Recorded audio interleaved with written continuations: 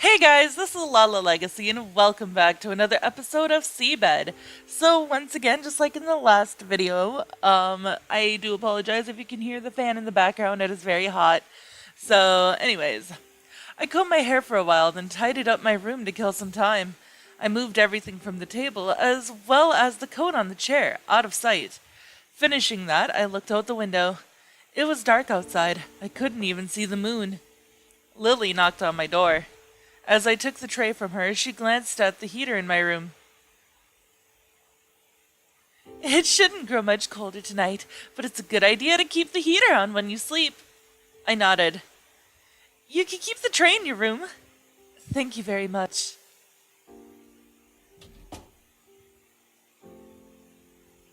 Don't mention it, said Lily with a smile. She then closed the door. I placed the tray on the table, sat down in the nearby chair, and picked up the cup. It warmed my frozen hand through the porcelain coating. I could tell by the sweet smell that the liquid inside was cocoa. There was also a small plate on the tray with cookies and strawberry jam, or at least some sweets that looked very much like that. I gave the cookies a careful look as I continued sipping my cocoa. A lot happened tonight. It felt like it had been ages since I'd been to this room. I thought about Sachiko. I felt responsible for her ending up in that dark cave. It wasn't Nanai's words that caused it at all. Regardless of what happened, there was no way she could have reached the cave leading to the other side all by herself. It was a place for beings like myself, and only I could have known the way to it. I didn't know how, but my existence probably led her there somehow. When I came to, I realized that both the cup and the sweet plate were empty. Walking for so long must have made me hungrier than I thought. I glanced at the bed, but didn't feel sleepy at all. After thinking for a few moments, I placed the empty cup on the tray, picked it up, then left the room.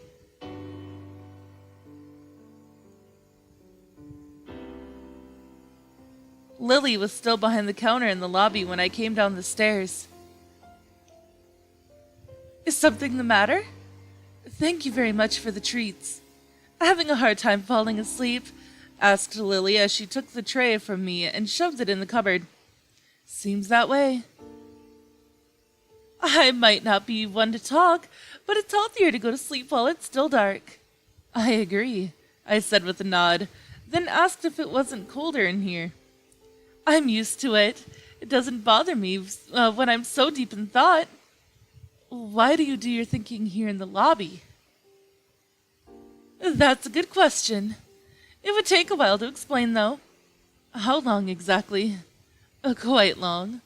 I wouldn't want you to freeze to death while listening to me at any rate. She said we would have plenty more opportunities to talk. However, I didn't feel like being alone right now. Besides, there was something I wanted to ask her. Can we maybe talk in my room then? Lily paused to think for a few seconds, then asked me if I wanted more cocoa. Yes, please. Lily nodded. Then we can talk until we finish the cup. Actually, I was getting bored here. Then we can talk until we finish the cup. Actually, I was getting bored here by myself too. Lily stood up, took out the tray from the cupboard again, and stepped out from behind the counter. I returned to my room and turned up the heat a bit. I waited in front of it until I heard a knock at the door. Opening the door, I saw Lily standing there in an apron. There were 2 cups on the tray she carried, as well as a cloth bag hanging from her right elbow.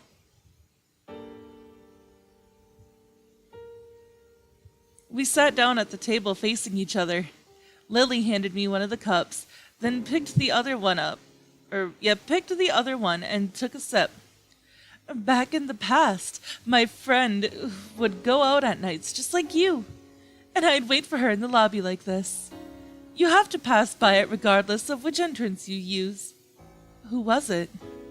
The same friend I mentioned to you before, the one that went missing.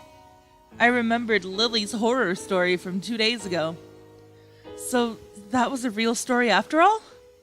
I dramatized it a little, but it's true that my friend disappeared. You may remember how I said that she and I both lived here for a long time, so there was no need to worry about her getting lost or anything, but that time it was different. It happened shortly after her young daughter passed away. How did she pass away? She drowned in a river. I almost couldn't believe it at first, as the rivers here are really shallow. We had lots of rain over a period of a few weeks, and the increase in water apparently loosened the riverbed. It was like she stepped into quicksand and ended up being sucked underwater. My friend's husband passed away sometime before that too. She was severely depressed during that period. Lily picked up her cup, which reminded me that I hadn't even started my drink yet. Either way, I lifted my cup as well. The sweet aroma of the cocoa washed over my nostrils as I drew the cup closer to my lips.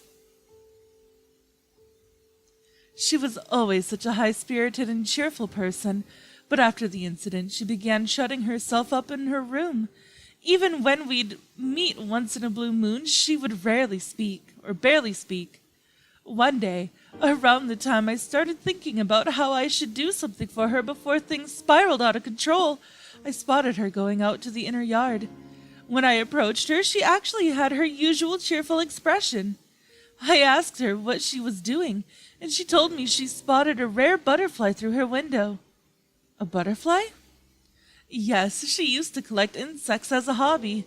I asked her if she wanted me to bring an insect net, but she refused. Anyway, seeing her like that relieved me a little. I figured she'd managed to get over it somehow. She resumed her work as usual and went back to talking like she used to. She even began smiling again. I heard a clang. I glanced down to see Lily's cup on the tray. But after a few days, she went outside and never came back. I couldn't see what was inside her cup. I thought about all sorts of things as I waited for her at the counter. Where was she right now? Why didn't she tell me anything? What was the name of that rare butterfly she spotted? You didn't go looking for her? I looked for her everywhere I could think of, but I had a feeling I wouldn't find her. I didn't really think she'd return, even when I was waiting in the lobby. I don't know why I felt that way, but I was almost certain I was right. But I didn't have a similar feeling, nor did I suspect anything back when she was still around. So I think the cause that made her disappear lies somewhere beyond my knowledge. Maybe somewhere in her room, seeing how she used to lock herself up in there so often. I felt my throat getting dry, and I took a sip of cocoa. But I digress. You want to know why I spend my nights behind the counter? Probably because that place had always been where I spent the most time thinking. I wondered if she was still waiting for her friend, but it wasn't really my business to pry. Instead, I asked about something I found curious. The premonition you were talking about, was that the same feeling you talked about when I came back tonight, correct? Yes. You said that only half of me made you feel it, though. It was very odd, I admit. How about now? I don't feel it that strongly anymore. The anxiety in my heart led up with her words. That half had probably been me. If her intuition was spot on, the only remaining issue was the question of my existence. I see. I grew curious about the exact mechanism that drove her premonition, but I didn't feel she'd be able to explain it in a manner comprehensible to me. That's right. Lily raised her face as she pulled out something from the bag she had placed by her chair. It was the doll I gave her 2 days ago. I'll return this to you. I took the doll from her hands and gave it a look. The stains had vanished, along with any trace of loose threads. It looked more colorful than before. You actually had to strain your eyes to make out any traces of the stain at the doll's mouth. What do you think? I couldn't completely get rid of all the stains, but I still think it came out pretty well. I'll be honest, I never expected it to be this clean. I'm glad to hear that. I looked at the doll's face one more time. Its perpetual smile seemed to beam with pride. Looking at its face made me feel a mixture of sadness and bittersweet joy, so much that I ended up knitting my brows.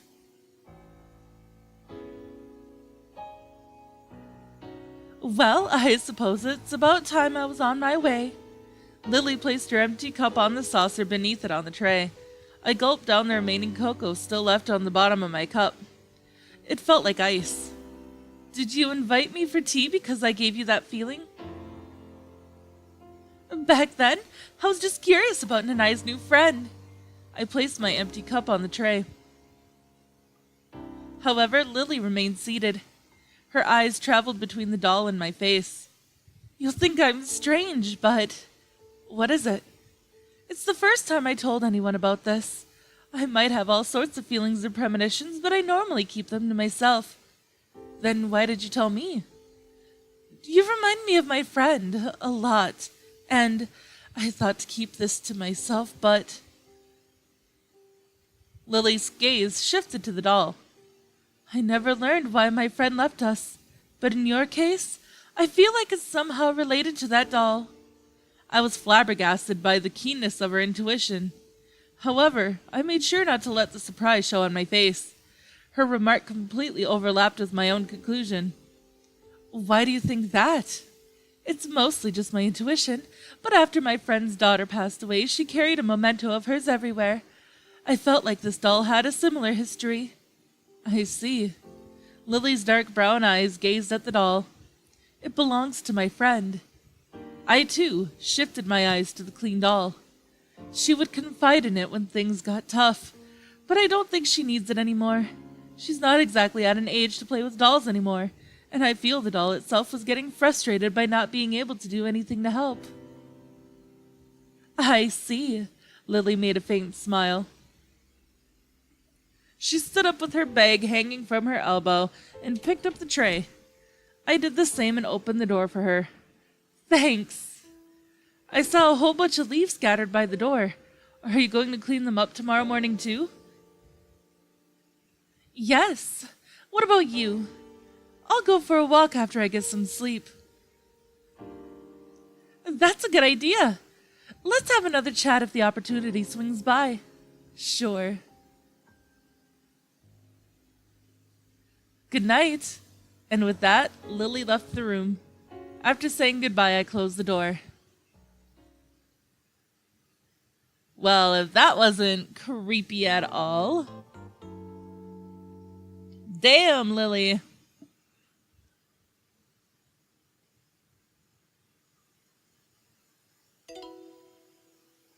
Ooh. Tips 2, second trip. At the end of the second trip was unlocked. Okay, we will do that the next time that I record SeaBed. As I rolled around in bed, the sheet slid down my shoulder. I opened my eyes and sat up. The decorative plant with heart-shaped leaves and the sheep figurine sparkled in the morning sun, making me narrow my eyes. I placed a palm on my empty stomach. I felt like it could start rumbling at any second now. Did I have anything for dinner? Before I knew it, the world beyond the window had turned snow white. Some frost had formed on the window glass and was sparkling in the sun. I gazed at it for a few minutes, then climbed out of bed.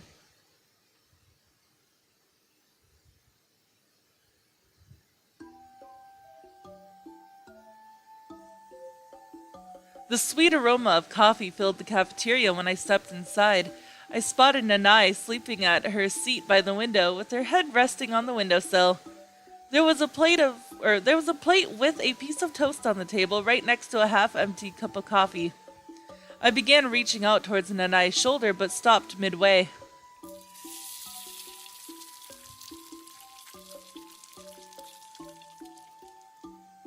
Good morning!